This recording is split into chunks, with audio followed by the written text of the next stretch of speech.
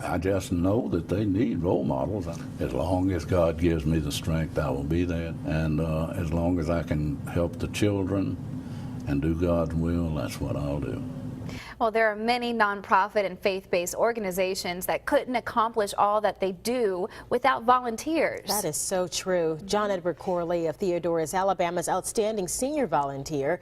He was recognized for years of dedicated service in 2 local schools. He recently sat down with our Eric Reynolds to talk about why he does it, how it led to him fulfilling a lifelong dream. Here's the interview.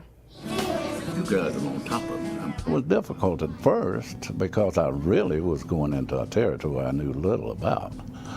But over the years I've learned and I've kind of perfected the things that I do and the choices that I read to the children. And I'm still reading. John Edward Corley has read to hundreds of children over the years at 2 Mobile County schools. His efforts led to recognition as Alabama's 2013 Outstanding Senior Volunteer. Corley's reading odyssey started when he retired after 33 years at Teledyne. His oldest grandson had just entered Nan Gray Davis. When my grandchildren are involved, I don't do much thinking. I just jump into it and help them. I was encouraged by my minister at the church to come in and start reading in the school. So we began while he was in K-5, and now he's a freshman in college.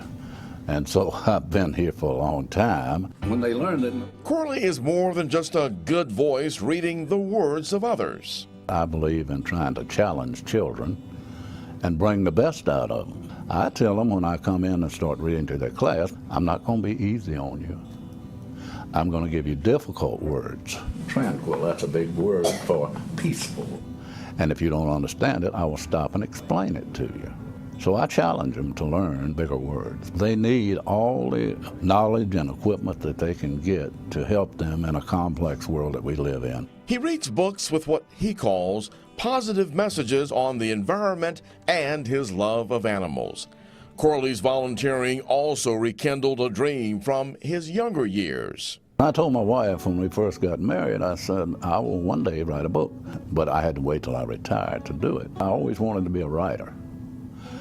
And when I started reading some of the books, I said, well, I could do this. Corley credits one of his Murphy English teachers and bullying as motivation.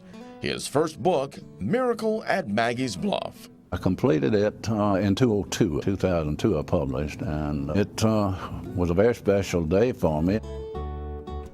A little boy years ago, a very intelligent little guy who was bullied. He was one of the inspirations that I had to write. That's why he is the little plays that I write. They love to get up there and read, and they really are intent about it, and I had 2 reasons when I wrote these plays.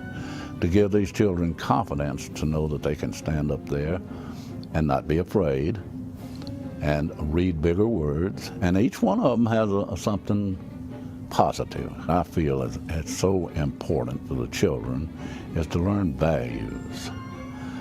Don't litter and don't bully.